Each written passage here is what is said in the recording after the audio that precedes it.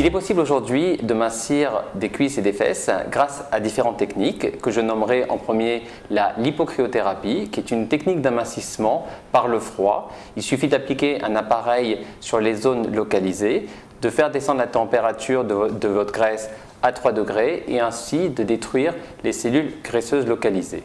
La deuxième technique, qui est une technique mécanique que l'on appelle l'endermologie, plus particulièrement le palpé roulé, qui consiste à venir malaxer, drainer les zones dans lesquelles vous avez des graisses en surplus localisées. Et la dernière technique, c'est la technique de mésothérapie qui utilise des petites injections de produits amincissants que l'on fait sous la peau de manière à diminuer le volume localisé de ces graisses.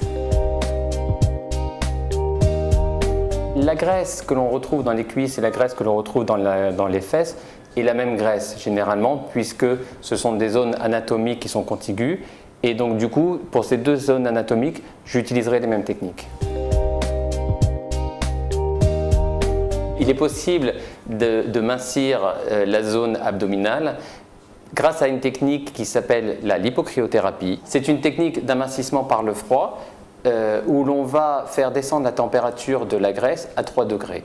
C'est une technique qui est indolore, qui n'a pas d'effet indésirable et qui nous permet en fait de perdre à chaque séance entre 0,5 et 1,5 cm de bourrelet graisseux. On travaille en fait sur une étendue à peu près d'une vingtaine de centimètres carrés. Donc c'est pour ça que pour une patiente qui a un infiltrat de cellulite réparti sur l'ensemble du corps, la technique de l'hypocryothérapie n'a pas lieu d'être pratiquée, mais par contre on pratique dans ces cas-là plutôt des techniques d'endermologie, de palpé roulé et de mésothérapie qui sont des techniques beaucoup plus générales en fait.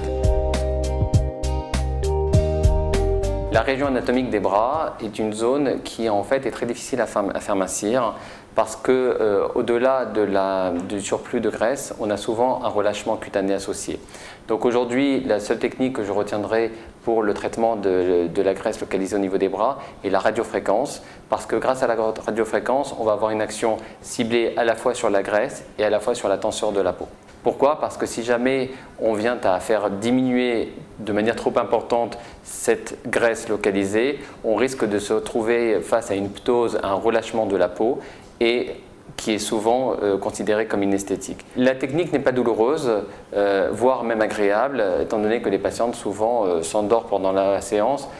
C'est un système en fait de réchauffement des cellules qui va provoquer le raffermissement des fibres de collagène et à une certaine température va détruire les graisses superficielles.